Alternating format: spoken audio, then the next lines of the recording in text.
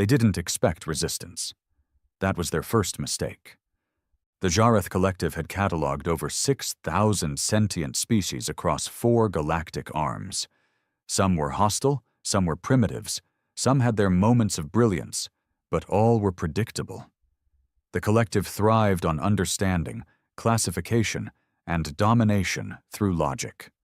Their superiority didn't come from weapons alone. It came from knowing their enemies before their enemies knew themselves. So when their probes picked up signs of an unregistered human colony on the dead edge of Sector 91 Beta, their curiosity was mild at best.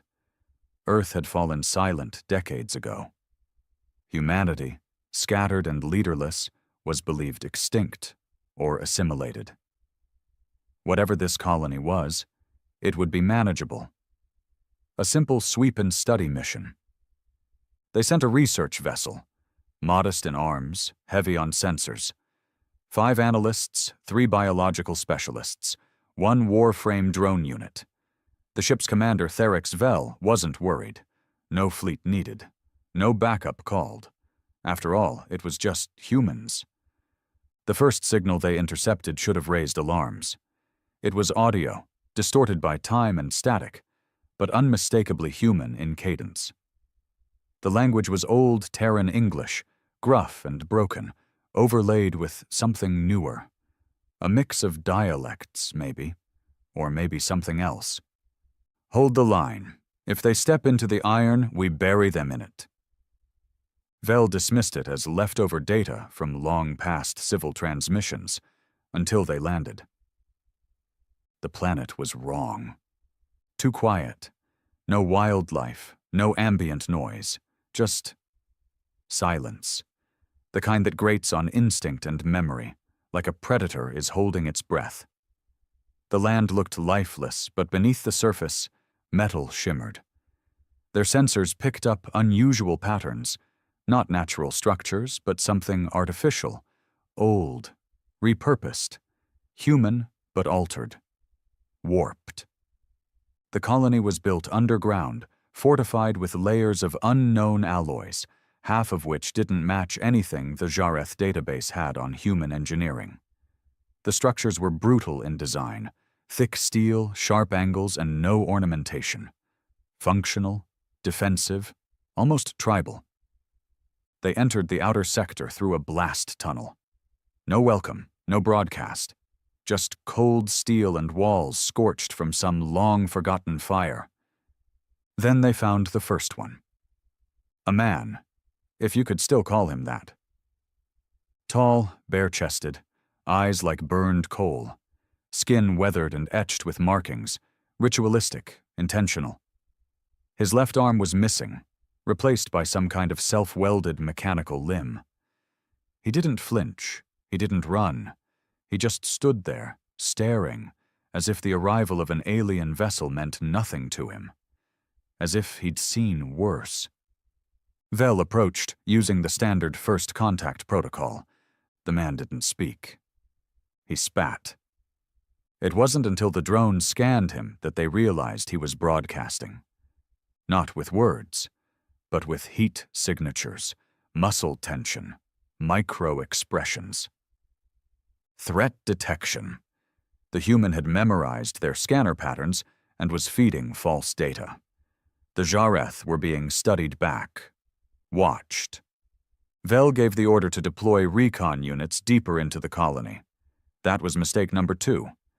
Within 2 hours, they lost contact with all 7 recon bots. Silent blackouts, no alarms, no damage reports, just gone. Then came the symbols, carved into walls, burned into bulkheads, not random, not decoration. Warnings. You came to dissect. We came to evolve. No gods, no masters, only steel and bone. One of the analysts panicked and tried to beam data back to the mothership. The signal never left the colony. A human boy, barely 16 by their estimates, walked into the room, placed a homemade EMP charge onto the relay, and smiled before it blew. He said nothing. but he looked at them with something that struck harder than any weapon. Pity. That's when Vel knew something was deeply wrong. These weren't survivors. These weren't refugees. This colony wasn't begging for rescue. It wasn't praying for reconnection to Earth. It had grown roots, built gods from metal, turned war into culture, raised children on fear, fury, and tactics. And now that they'd been found, they were hunting. The briefing room aboard the Jareth reconnaissance vessel was silent, save for the flickering of the holofeed replaying the footage. The human boy walking into the relay chamber, dropping a homemade EMP, and casually watching the chaos unfold. He didn't flinch at the flash or sound. He didn't scream. Just watched. Commander Therix Vel turned off the feed with a sharp gesture. "This isn't a colony. It's a goddamn trap." The analysts sat frozen. Their education didn't prepare them for this. Humans were supposed to be erratic, emotional, clever in pockets, but inferior overall. What they'd encountered was none of those things. There was a stillness to these colonists, a kind of discipline that wasn't military, but something colder, more instinctual. "These humans," one analyst began, voice shaking. "They didn't just survive, they adapted," Vel snapped. "Quieter than any predator we've cataloged, smarter than they have any right to be." The biospecialist adjusted his visors. "They modified themselves. That man we found, his prosthetic was fused with neural tissue, but there were no signs of rejection. Self-engineered cybernetic integration. That's hundreds of years ahead of where they should be." Vel didn't respond immediately. His gaze locked on the colony map, what little they had of it.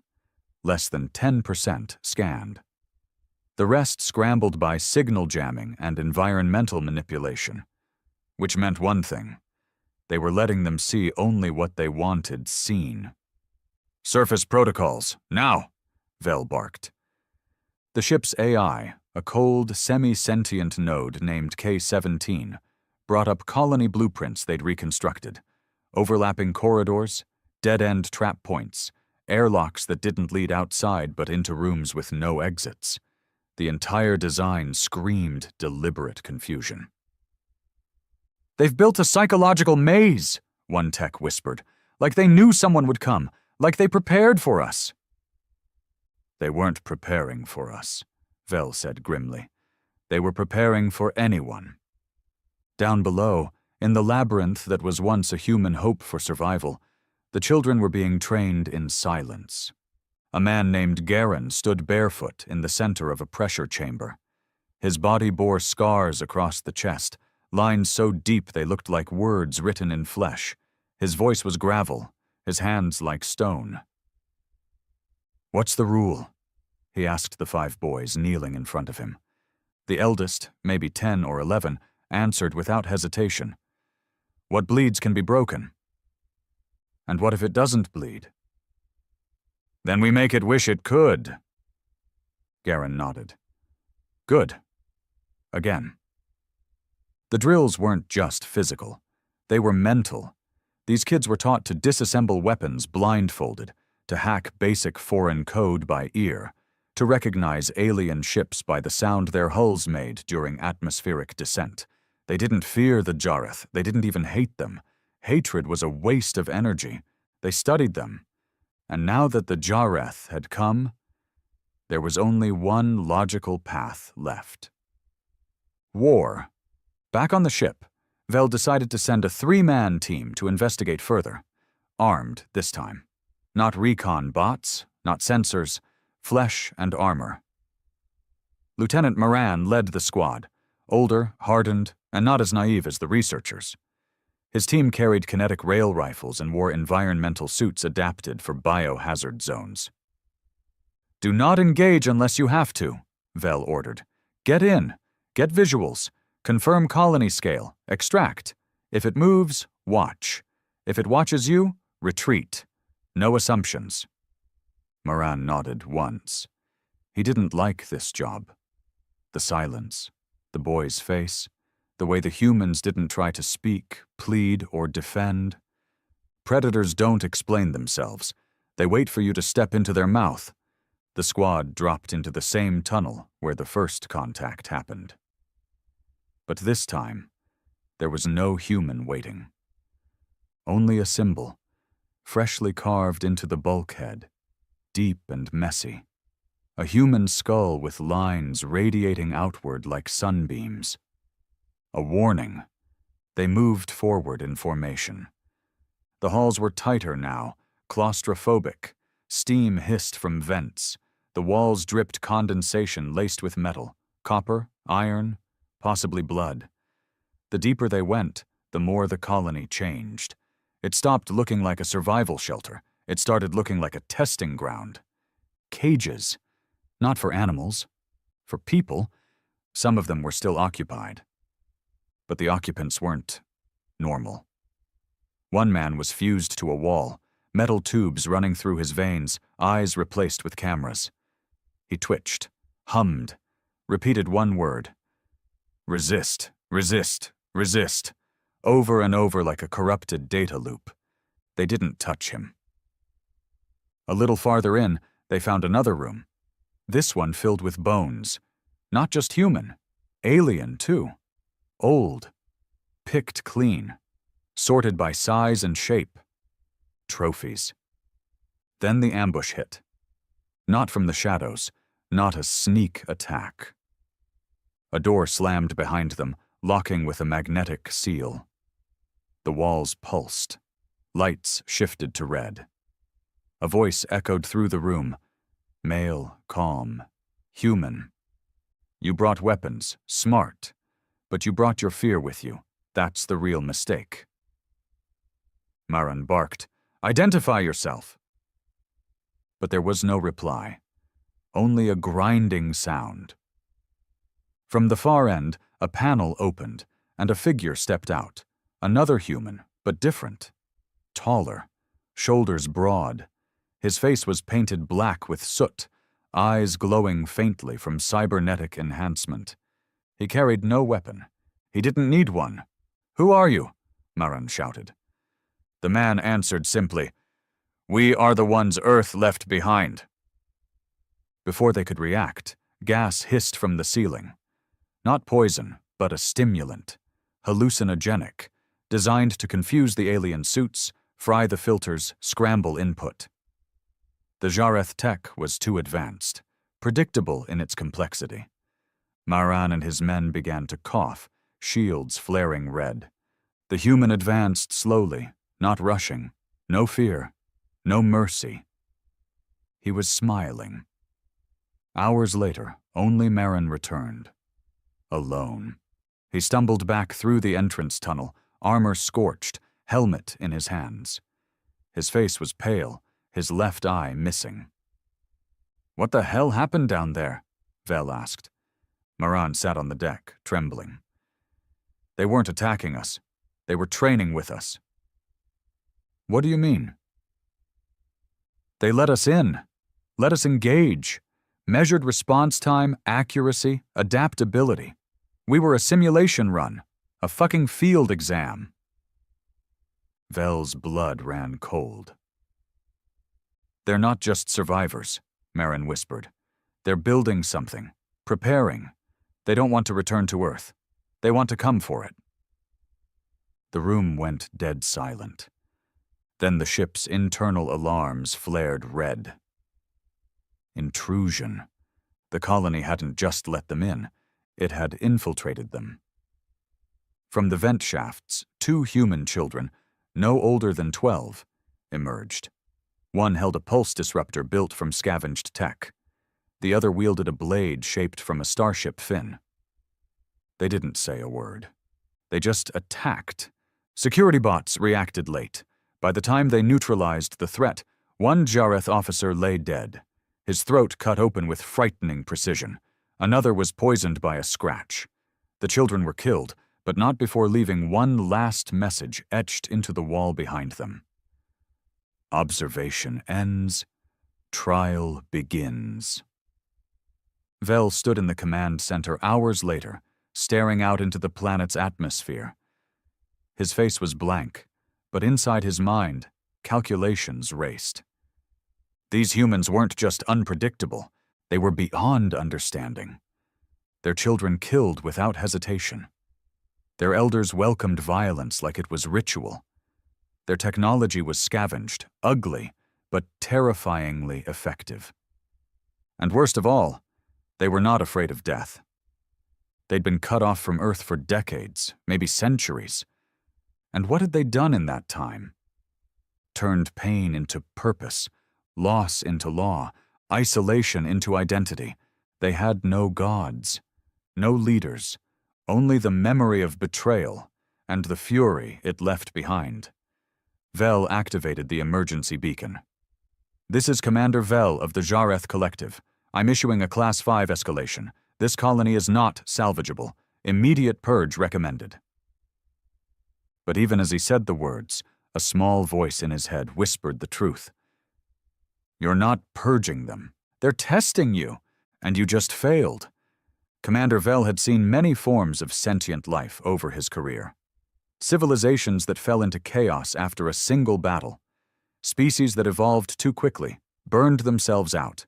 Some who preferred death over resistance. All of them had patterns. Predictability. But these humans, these forgotten children of Earth, had no pattern. No rhythm, no surrender.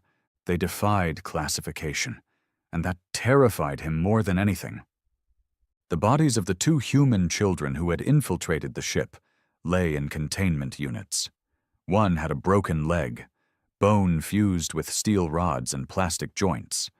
The other had a heart enlarged by genetic engineering, twice the usual human mass, making him faster, stronger. Even in death, his body looked ready to leap. The Jareth medic bot had scanned both bodies 3 times. "These children are not children," it finally reported. "Chronologically underdeveloped, but physiologically built for combat. Bone density enhanced, pain tolerance, unnatural, memory glands stimulated. They were bred and trained for tactical assault." Vel clenched his jaw. "How long have they been doing this?" The analyst whispered, "Long enough to become something else." Down below, Garen stood over a mass grave. His people didn't bury their dead in silence. They stood. They watched. They remembered. The children who had been sent to the ship were not mourned like martyrs. They were celebrated like warriors. 2 brothers lit the fire pit. Smoke filled the underground cavern as chants echoed low and steady. Not religious, not tribal, more ancestral, each word grounded in pain and fire. Garen placed a shard of bone into his mouth and chewed slowly. It was ritual. A reminder. "We don't pray," he said to the circle of men standing around him. "We remember what they did to us, what Earth forgot, what the stars ignored." A younger man, barely 20, asked, "Do we strike now?" Garen's gaze hardened. "Not yet. We let them believe they can run." He turned toward the wall, a map of space, crudely etched into steel. He touched the location of Earth. "They abandoned us. Now we return evolved." On the Jareth vessel, Vel's recommendation for planetary purge was rejected. The collective didn't act quickly on extermination protocols, especially not against a species they had once catalogued as nearly extinct. Bureaucracy and arrogance had always slowed them, and this time it would cost them dearly. Instead, they ordered containment, observation. Vel cursed under his breath. He knew what this meant. They were going to get more of his people killed. He called in Moran. "You still want payback?" Vel asked. Moran's eye patch was new. He hadn't spoken much since the ambush. But at those words, his silence broke. "They killed my squad like it was a game." "Then it's time we flipped the board." Vel ordered a strike team. 12 soldiers, fully armed, armor reinforced, drones flying in formation. Maran would lead them. Their mission was no longer recon. It was disruption. "Make noise," Vel said. "Burn their corridors. Force them out." "What if they don't come?" Vel paused. "They will." They entered through the upper hatch, different from the tunnel they'd used before. The colony's design had no uniformity. Each sector seemed like it had been built independently by different minds at different times. And yet, it worked. There were no wasted paths, no unnecessary doors. Every inch had a purpose. The strike team swept through one corridor after another, encountering abandoned classrooms, crude forges, and deep meditative chambers filled with thick smoke and strange chants. But no people. The colony was eerily quiet. Too quiet. Until the drone feed cut out. All of them, simultaneously. Maran didn't wait. "Stack left. Guns up." Then the floor beneath them moved. It wasn't a trap door. It wasn't an ambush. The ground itself shuddered, as if alive, and split apart. Two of the soldiers fell screaming into the void. One of them hit the side and bounced back up, bleeding, legs shattered. The other was simply gone. The walls rippled. Organic metal, alive or close enough to it. That's when they saw them.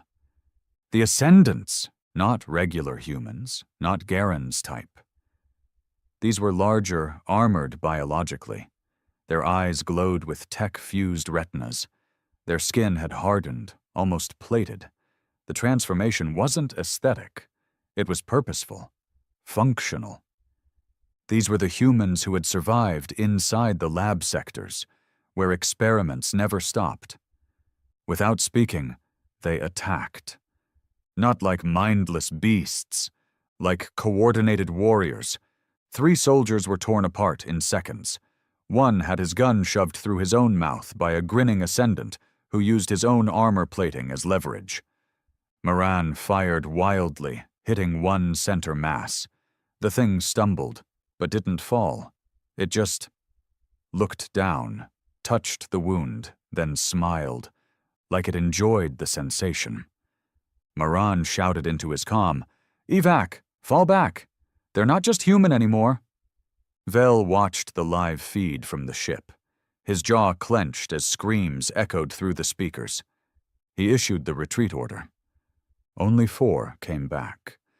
Maran was among them, dragging one soldier whose leg had been severed. Blood soaked the ship's deck. The other 2 were in shock. Maran dropped to one knee and looked up at Vel.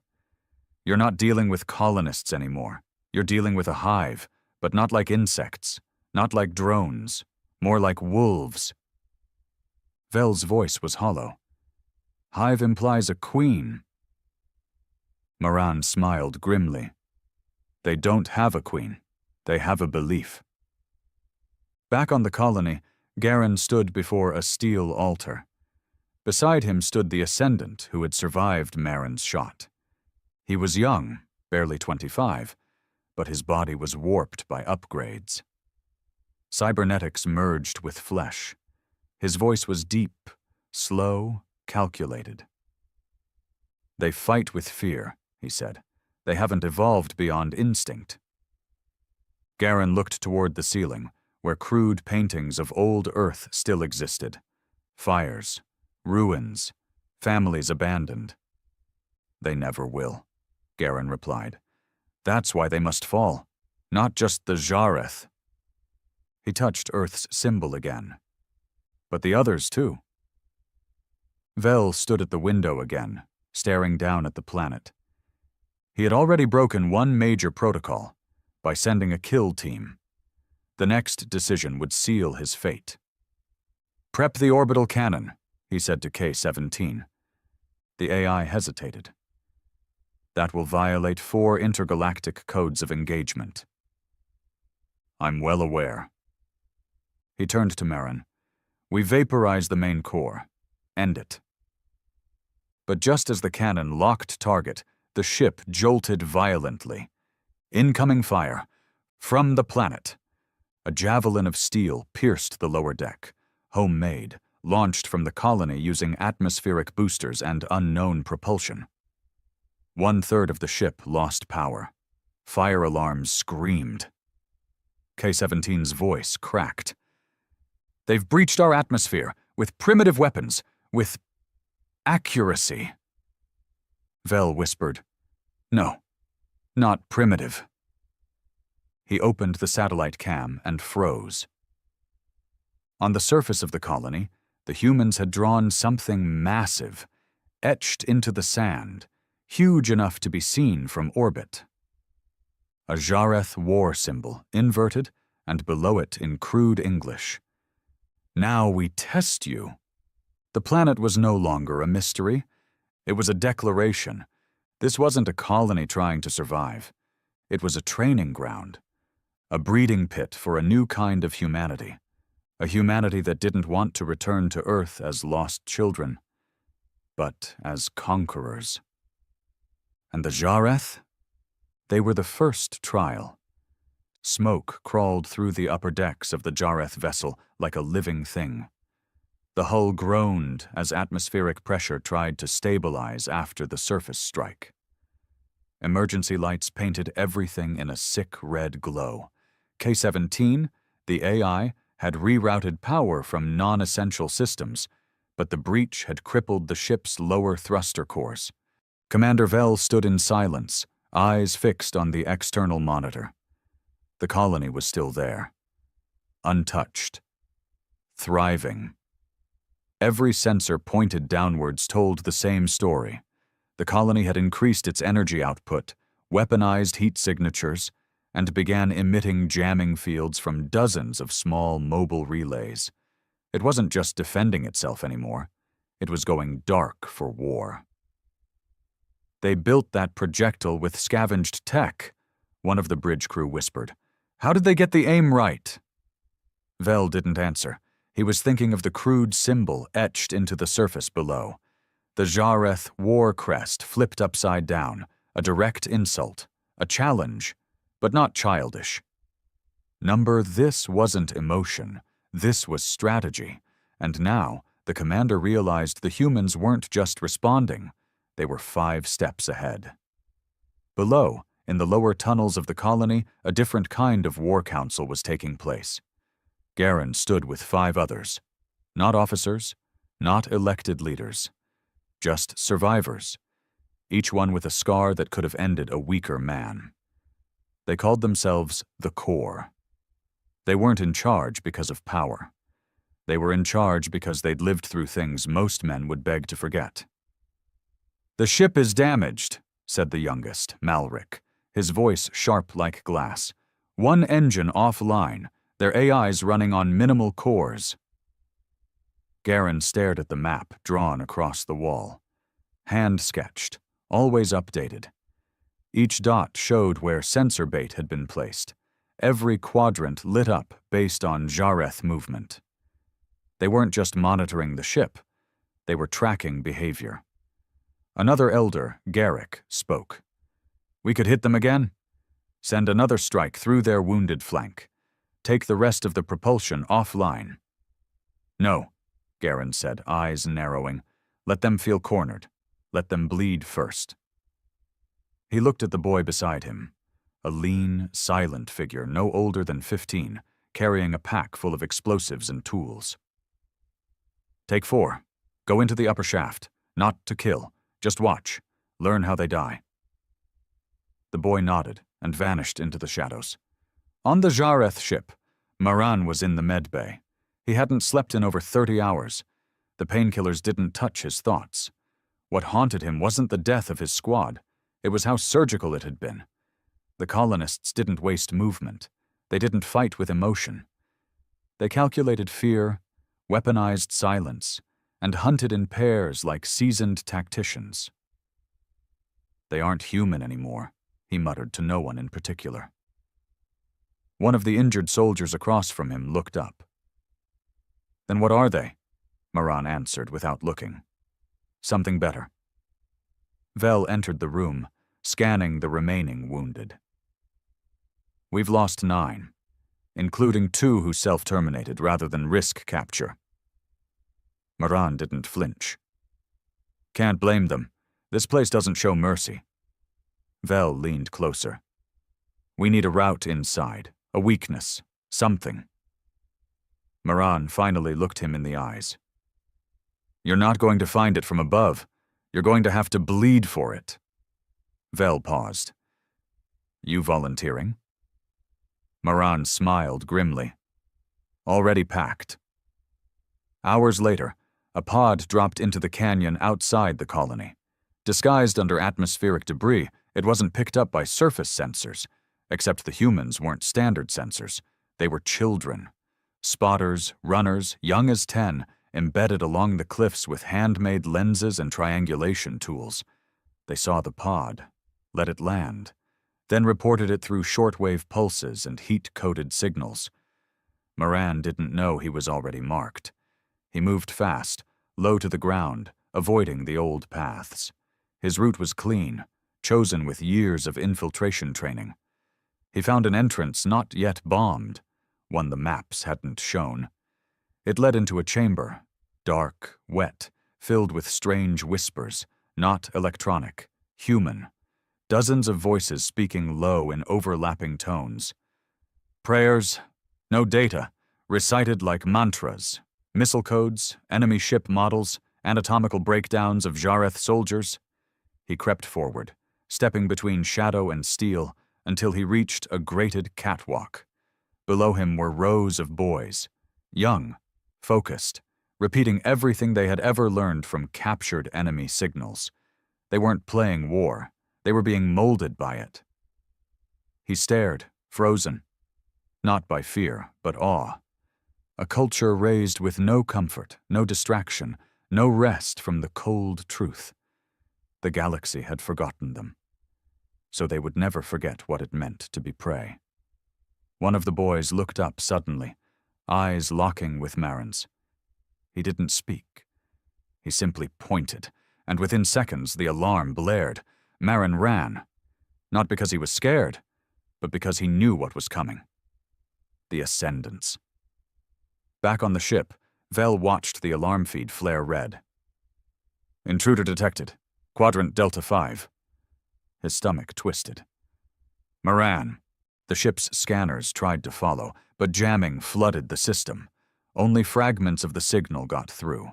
Blurry, distorted, screams, footsteps. A voice, Marin's, shouting through static. They've built a goddamn army down here.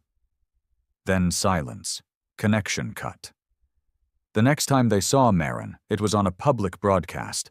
The colonists hacked the ship's primary monitor and streamed it. Moran sat in a chair, tied, bruised, bloody, but not broken. Beside him stood Garen. Vel stood from his command seat. Mute it! Cut the feed! No, one of the techs whispered. He's transmitting it back willingly. The room went cold. Garen spoke calmly into the lens. This is not a declaration of peace. This is not a negotiation. He placed a hand on Marin's shoulder. This man came alone. He came not with fear, but with purpose, so we gave him something in return. He stepped back. Moran lifted his head. He stared into the camera. They're ready, Vel. They're more than soldiers. They're believers. We trained machines to follow orders. These people trained children to lead wars. A pause. Get off this planet, before they let more of us live. Vel didn't sleep that night. He watched the stars outside his shattered window, wondering how long the collective would take to respond. But he already knew the truth. They wouldn't. The Jareth didn't believe in escalation until bureaucracy cleared it. And by the time they approved retaliation, this war would be lost. Inside the colony, the core gathered again. The Ascendants stood guard, silent and still. Malric whispered, "He'll warn them. They'll bring more." Garen nodded. Good. He looked down at a crate, opened it. Inside were parts, Jareth tech, scavenged from wreckage, re-engineered. We're going to build something they can't understand, not just machines. He looked around the chamber. We're going to send a message to the galaxy. He grabbed a sharp tool, carved one word into the steel beside him. Remembered. They always thought humanity needed saving. That was the myth the galaxy told itself. That Earth's colonies, those left behind in the Great Expansion, were broken, scattered, clinging to old gods and outdated dreams. The Jareth Collective didn't fear humans. They pitied them. Until now. Until this colony, this forgotten ember at the edge of Sector 91 Beta, relit the fire in the most primal way possible. Not with diplomacy, not with surrender, with blood. Commander Vel sat alone in the ship's observation chamber. The silence was too heavy. His ship, once an immaculate symbol of control, now smelled like rust, antiseptic, and dread. The playback from Moran's transmission looped in the corner of the screen. They trained children to lead wars. That sentence haunted him more than the footage itself. Not because of the savagery, but because of the precision. These weren't aimless raiders or tribal primitives. They were intentionally bred tacticians, raised on betrayal, taught to believe everyone in the sky was an enemy, because to them, everyone had been. A chime echoed in the chamber. K-17's cold voice followed. Commander, external anomaly detected. Vel stood quickly. Explain. Unidentified object launched from planetary surface. Trajectory, vertical. Velocity, suborbital. Weapon? Unknown. Down on the planet, Garen stood atop the launch tower. The structure pieced together from ruined escape pods, mining elevators, and one recovered Jareth booster core. The object wasn't a weapon. It was a coffin. Inside was the body of one of their own, an ascendant who died during a tunnel collapse last cycle. Fused into the casing were hundreds of bone fragments, torn Jareth armor pieces, and a series of scrawled words etched into the hull in 36 languages. We did not die in silence. We were not lost. We were left. Then the coffin burst into flame as it entered orbit, a streak of fire across the sky. But it didn't burn out. The outer casing peeled back, revealing a relay transmitter. It pulsed once, then sent out a signal across every known Jareth frequency. We are coming back. One colony at a time. Panic wasn't something the Jareth understood easily, but it spread through Vel's ship like poison. The idea that a human signal, unauthorized, unregistered, defiant, had breached military protocol and interrupted Jareth command flow? That was unthinkable. Analysts scrambled. Officers argued. K-17 began cutting access to non-essential communication to prevent panic from reaching the next fleet node. Vel watched the flame trail disappear into the stars. He didn't speak for nearly 2 minutes. Then, recall all exterior units. Full internal lockdown. Prepare to leave orbit. A junior officer balked. Leave? Sir, the collective won't approve withdrawal. Vel turned slowly, eyes dark. They can come down here and finish the job themselves, then. But the humans weren't done. That coffin in orbit? It wasn't just a message. It was a diversion. In the ship's cargo hold, near the rear power stabilizers, something clicked, then hissed, then blinked. A small device, nothing more than scrap metal and raw wire, activated. Its signal was weak, primitive, analog, which is why it bypassed the Jareth's high-level firewall protections entirely. The device pulsed 3 times, then released a burst of molecular destabilizers, not strong enough to destroy the ship, just enough to make the floor disappear. A 10-meter section of hull collapsed into itself, opening the way for a boarding pod. buried inside the ship since the last surface encounter, hidden in the wreckage of the prior strike. Now, it unfolded, and from it came 6 colonists, no ascendants this time, just humans. Old, young, calm, efficient. The crew didn't stand a chance. The colonists didn't fire immediately. They disarmed, not killed, moved like ghost units.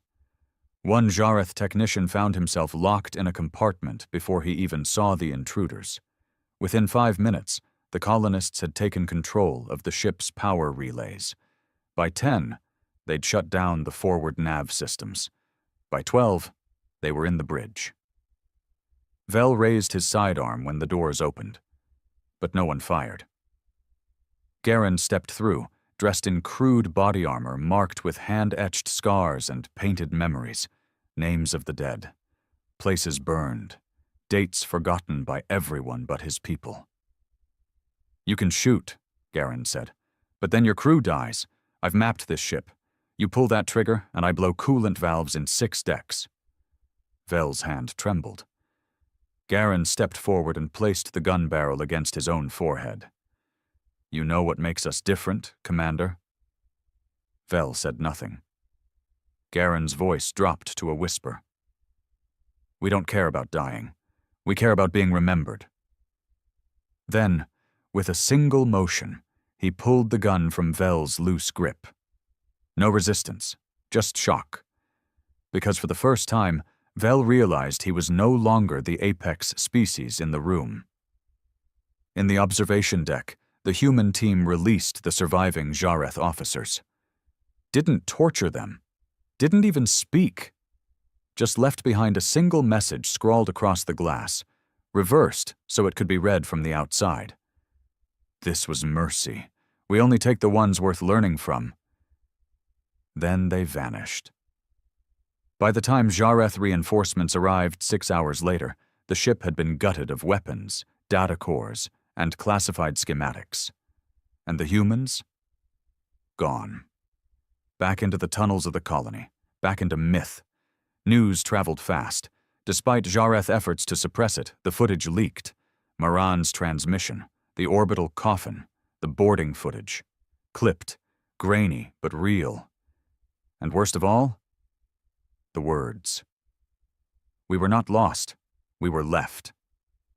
It echoed through military circles, whispered through independent stations, analyzed by sociologists who had once dismissed these colonists as savage relics of a failed expansion. Now, they were becoming a doctrine. Inside the colony, Garen stood before a wall of names. New ones added daily, not of the dead, of the converted, aliens, dissenters, forgotten soldiers who had seen the message and believed in it. The colony was no longer isolated. It was growing, not through conquest, through contagion, through ideology. Vel, now removed from command, stood trial in front of a Jareth military tribunal. The charges were stacked high: negligence, unauthorized engagement, exposure of military weakness. But all Vel could do was stare at the final image they showed him, captured by an automated satellite days after the event. A new structure had risen in the colony. Not a weapon. A statue. 2 children standing side by side, one holding a hammer, the other holding a piece of Jareth armor like a broken toy. Below it, written in twisted, jagged English, "You feared our weakness, but we weaponized it." Vel didn't speak during sentencing. There was nothing left to say. He already knew. They hadn't lost a colony. They'd created a war that couldn't be stopped. The transmission was less than 20 seconds long. Static. Then a single phrase. "We are not the last. We are just the first." It wasn't sent from the human colony. It came from 3 systems away. Sector 89, Gamma, Deep Space Mining Region, Jareth controlled, locked down for nearly 50 years, with a fully integrated garrison and no reported human population. Until now, the satellite that caught the signal was destroyed seconds after the message sent. No survivors, no wreckage left, just silence and fear Because if there were more human colonies out there, others that had survived, the galaxy's map was wrong. The Jareth database was wrong. Everything they thought they understood was wrong. High Inquisitor Raltek of the Jareth Central Tribunal slammed a clawed hand onto the table. This was supposed to be a footnote in history, a dead colony, an inconvenience. The gathered strategists said nothing. No one interrupted Raltek when he was in this state. He pointed to the floating holomap. Each red dot was a known instance of contact with human resistance since the coffin signal went live. 12. 12 in 4 cycles. And these weren't random attacks. Each one was coordinated, intentional, like someone was activating them. One of the generals finally spoke, voice brittle.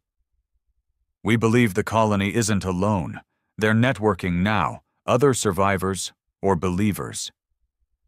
"Believers?" Raltek hissed. "Are you suggesting they're building a religion?" "No, sir," the general said slowly. "They're building a memory." Inside the colony, Garen walked through the foundry hall. It was hot, filled with smoke and sweat and the hammering of metal. Children as young as 10 learned to shape weapons from the bones of fallen ships. Every swing was deliberate, every piece of armor, every plate, every bolt, crafted not by machines but by hands. Not because they lacked technology, because this was ritual. Garen stopped beside Malric, who had grown noticeably broader since the early raids. His face was older now. His hands no longer trembled when holding a weapon. "They've started responding," Garen said. Malric nodded, wiping grease from his face. "The others?" "Awakened. 4 confirmed. 3 more likely." "And the ship?" "Still functional. We took more than just fuel." Malric's eyes darkened. "We fly soon." "Yes," Garen said, "but not alone." Elsewhere, on a research moon in Jareth space, an alien scientist named Draskel watched the coffin footage again. Something in it haunted him. Not the message, the silence. No screaming, no begging, no last words. Whoever that man was, sealed into that orbital coffin, he chose to die like that. Voluntarily. No weapon, no bargain. Draskel had studied many species. Martyrs were common. But this was different. This was calculated martyrdom, willing self-erasure for maximum psychological impact. And it worked. Because every time that footage played, every time someone heard, "We were not lost, we were left," something broke inside them. Not sympathy. Guilt, the kind that spreads, the kind that recruits.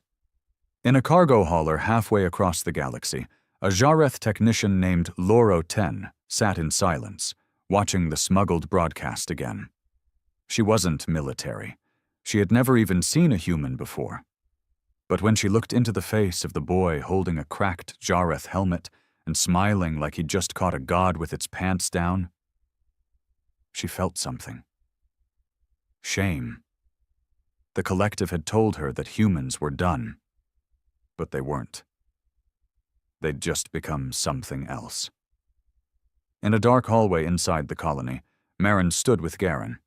He had remained after the boarding raid, not as a hostage, not even as a guest. He had asked to stay. "You're the enemy," Garen had said. "No," Moran had replied. "I'm proof the enemy breaks." Now he wore rough, forged armor. Still had the patch over his left eye. But he no longer carried a Jareth weapon. He carried a blade forged from the ship he once served on. Garen studied him. "You've trained soldiers. You've seen empires." Maran nodded. "Then you know what comes next." "Yes," Maran said. "They'll purge. And they'll fail." Garen didn't smile, but he placed a hand on Marin's shoulder.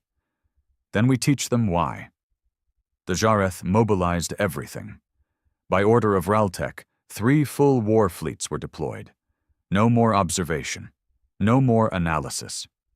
The time for understanding was over. The humans would be erased. Their colony turned to glass, their memory sealed in redacted files. The first fleet arrived in less than one standard cycle. They came armed with orbital devastators, gravity missiles, and swarm drones. They didn't land. They fired from orbit. The colony didn't move. No shields activated. No fighters launched. The Jareth expected to watch the entire mountain range explode into dust. But what they got was silence. Then the fleet's long-range sensors cut out. Then the missiles vanished from tracking. Then the dreadnought at the center of the fleet imploded. No warning, no contact, just gone. Inside the hull breach, a signal was left, burned into the steel by hand. We learned from your weapons. Now they fear us too. 1 week later, the collective received a message they could not suppress. A war cruiser, Jareth class, broadcasting live footage. The crew bound and left alive. And in the command seat, a child, maybe 11. Calm, scarred, smiling. He looked into the camera. This ship is now remembered. Then the signal cut. The rebellion wasn't organized. It didn't need to be. All it took was one truth. They had survived. All it took was one message. They were never saved, never rescued, never even mourned. They had to become what the galaxy couldn't imagine. They had to become what the galaxy feared. Now that fear was spreading. And Garen? He watched it all in silence, because he knew what was next. Earth, not for revenge, not for forgiveness, but because Earth had forgotten. And it was time it remembered.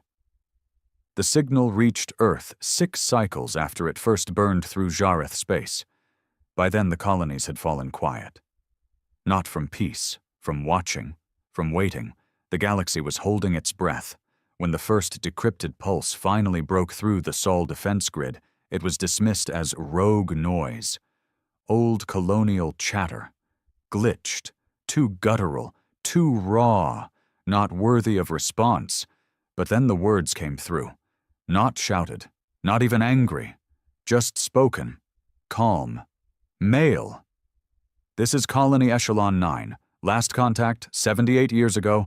Last supply drop 74 years ago. Last request for help, unanswered. We have not died. We have become. Now, you remember. The message repeated 5 times before disappearing. Earth's reaction was immediate. In the Central Council chambers, politicians, military generals, and private corporate leaders stared in stunned silence at the playback.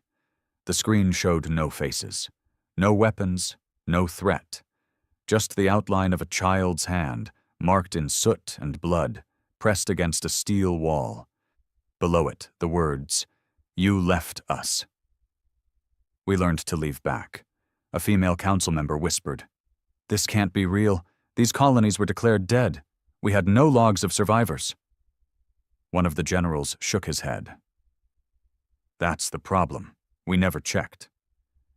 An advisor to the Terran president stood. "This isn't a call for aid. This is a call for reconciliation." "No," said a voice from the back. It was Admiral Ryan, retired, scarred.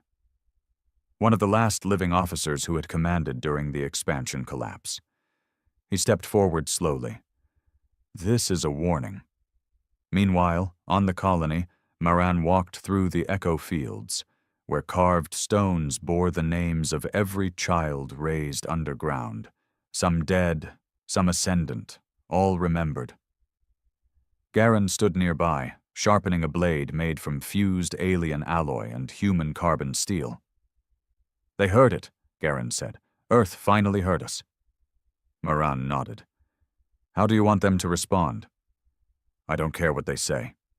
I care what they do." He looked towards the tunnel where fresh recruits, Jareth defectors, alien smugglers, old Terran Marines gone rogue, were training beside humans like brothers. Let them come. Let them see us. Then we'll see who they cry for. The Jareth collective was unraveling. Since the failed purge, over a dozen internal revolts had occurred across their fringe colonies. The coffin signal was banned, possession punishable by dissection. But the message had already spread. Miners, engineers, border colonies, species long ignored by Jareth, elite began whispering the same phrase. We are not lost. It wasn't just human colonies waking up. It was an ideology, and the Jareth had no weapon for that. Earth finally responded with a diplomatic probe, unarmed, clean. It landed on the outskirts of the human colony with an offer of discussion. Peace. Support. Assistant Garen and his corps stood at the edge of the drop site, watching the sleek, untouched white drone unfold like a mechanical flower. It projected a holographic image. A Terran diplomat. Male. Suited. Smooth-voiced. We acknowledge our absence, our abandonment, and we extend full reparations. Our deepest regrets. Let us help rebuild. Garen didn't speak. He walked to the drone, pulled a jagged piece of metal from his belt. Then, with quiet precision, stabbed it into the projection unit. The hologram flickered, shorted. The drone's casing sparked and collapsed. Only then did Garen speak. Regret is soft, and soft is why we were forgotten. He turned to the others. We don't want peace. We want truth. We want them to bleed memory like we bled survival. Maran didn't flinch. Neither did the others. They didn't cheer. They just nodded. Back on Earth, the destroyed drone sent its final data back. The image that shook the Terran Defense Council was not the stabbing. It was the eyes of the man who did it. Flat. Cold. Not hostile. Just untrusting. Like he'd seen every kind of lie a civilization could offer, and stopped listening years ago. They called an emergency summit. And for the first time in Earth's new history, they asked the question no one wanted to say aloud. What happens when the abandoned don't want to come home? The answer came 1 week later. An Earth-bound vessel, a private corp science ship, was ambushed in neutral space. Its coordinates had been leaked. On board were biorecords, original colonial data, and a full classified history of Earth's expansion failures. All of it was taken. The crew? Spared. Left floating in a pod with oxygen and a single message burned into the side. Keep your lives. They were never the cost we wanted. Earth started to fracture. Some wanted to send an army, others wanted to welcome them. But more dangerous than both were the ones who began agreeing with the colony. Men who had been born too late to serve in the expansion. Men raised under silence and buried records. Men who now watched the footage of Garen's people and said, that should have been us. They began carving the same mark on walls across Earth's undercities, a black handprint, and beneath it, remember us or lose us. The Jareth tried one final strike, one last desperate move. Not an army, not a fleet. A bomb, cloaked, compressed, slid past the colony's orbit hidden in asteroid debris. It was meant to turn the entire valley into plasma.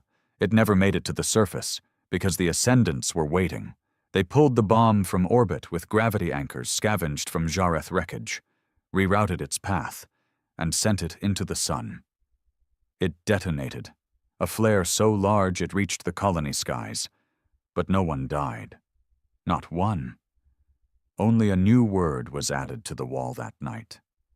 Try harder. In the deep systems, other colonies began speaking up. Some human, some hybrid. A once-thought-dead Martian mining sector blinked online. A prison ship once reported destroyed responded with a coded message. We still remember who you let burn. And then, worse for Earth than all of it, a rogue Earth fleet responded. 7 warships. No longer loyal to the Terran Union, they hailed Garen's colony directly. We remember what you became. Teach us how to do the same. Inside the main chamber of the colony, Garen stood over a large map of the galaxy. Markers lit up, each one a place that answered the message. Some human, others not. They weren't a faction, not a species, a belief. Marin lit a flame beneath the map, not to destroy it, but to swear to it. Earth fears will come back with hatred, he said. Garen nodded. But we're not coming back to be heard. We're coming to be felt. It started with a silence, no warning, no declaration, just every orbital satellite around Earth flickering offline at the same time. Military systems locked up. Civilian comms froze. Defense AI looped through outdated code like a seizure. For 43 seconds, Earth's sky went mute. Then a single word appeared on every screen, every monitor, every retina implant, every handheld across the planet. Remember. The first ship broke through the clouds at 0200 hours above the Pacific. It wasn't sleek. It wasn't Terran-made. It looked more like a weapon than a vessel. Parts torn from old Jareth dreadnoughts, welded with thick human alloys, scarred, blackened, built without elegance but with purpose. The news feeds called it the Ghost Crown. The military called it a threat. But the colony didn't speak. Not yet. It landed off the California coast, outside any city, in silence. A waiting move. A psychological move. Letting the world spin itself into panic without saying a single word. Admiral Ryan stood in the Earth Defense Headquarters, watching the satellite footage. His jaw locked. He didn't blink. "They're not cloaked," one officer muttered. "They want to be seen." "They want us to blink first," another said. Ryan didn't say anything. His eyes traced the ship's surface, markings not from any Terran database. Scars, names, tally marks carved into the hull, each one a memory, each one a grave. Inside the ship, Garen stood at the observation deck. He didn't speak either. Beside him were two children, both armored, both silent. Malric stepped forward from the shadows, now bearing a new symbol across his chest. Earth's broken flag, split down the middle with a black handprint stamped over it. "They're waiting for us to demand something," he said. Garen's face remained unreadable. "We don't demand." "Then what do we do?" Garen exhaled. "We show them what it cost." The ramp lowered on Earth's soil at dawn. No army walked out. No weapons were drawn. Just 7 humans. Garen led them. Barefoot, unarmed, wearing armor forged from suffering in years no one dared count. Each one stepped onto Earth like it was alien terrain. Not home. History. Earth's military watched from beyond the ridges. Snipers, drones, defense mechs primed. But no order was given to fire. Because something in their stride stopped logic cold. You don't shoot ghosts when they come home. You wait to see if they still remember how to bleed. At the Terran Senate, a special session was held. No cameras, no press, just Garen, standing before the same men and women who had signed the abandonment order decades ago. Their successors, their inheritors, their polished legacy. The president stood. "What is it you want?" Garen looked around the room. Calm. Quiet. "We don't want anything." Silence fell. He stepped forward slowly. "You left us. You forgot us. And now, the stars remember us better than our own blood does." The president tried again. "We acknowledge the loss. It was catastrophic. We couldn't maintain control of every colony." "You didn't lose control," Garen cut in. "You let go of the weak, the inconvenient, the ones who couldn't repay the cost." He tapped his chest. "We were the cost." Later that night, Garen stood at Earth's seawall, overlooking the ruins of old San Francisco. A city half underwater, left to rot after the rising waves. Malric joined him. "They'll try to offer tribute," Malric said. "Money, land, apologies." Garen didn't respond. "They don't understand what we've become," the boy continued. "We don't need food. We don't need fuel. We've got our own stars now." Garen nodded slowly. "I know." He looked to the skyline, empty and glittering under a world too busy pretending to be clean. But they need us to forgive them. And Garen's face hardened. We won't. The next day, a recording was sent across Earth, voluntarily. No threat, no encryption, just truth. Garen stood before a black wall, his hand resting on a piece of steel salvaged from a colony tunnel, a slab of Jareth metal carved with one word: forgotten. He stared into the camera. Earth thought we died, but we didn't. We lived in dark. We lived in cold. We buried our sons beside generators. We tore metal from ships that came to burn us and built homes from their bones. We taught our children to kill gods because men forgot how to believe in themselves. He paused. We didn't come here to hurt you. We came here to show you what you did. Across Earth, people watched in silence. In alleyways, rebels lit candles. In factories, workers played the audio on loop. In council buildings, leaders sat red-faced and trembling. Because it wasn't anger. It wasn't war. It was worse. It was judgment. Then the colony sent one final act. A capsule. Launched from orbit, it didn't hit anything. It landed gently in the middle of the Terran Memorial Garden, where statues of lost colonies stood as hollow tributes. The capsule opened. Inside was a small box. Inside that box, a pair of boots, small, children's size, coated in dried blood and ash, and a single note. This is what you walked away from. The Terran government didn't respond. It couldn't. What do you say when the dead come back and speak better than the living? What do you offer a people who raised themselves in blood and metal and never forgot? In the colony's ship, as it lifted silently from Earth's atmosphere, Malric watched the cities fade beneath the clouds. Did they get the message? He asked. Garen didn't look down. They'll never forget it. Malric nodded. And what now? Garen turned. Now we teach the rest of the galaxy what it means to never be left again. The sky swallowed their ship, but Earth was never the same, because every child born after that day learned a new history, not of heroes, but of survivors. And every time someone looked into the stars, they remembered. There are humans out there who didn't need forgiveness, only memory, and they got it, the hard way.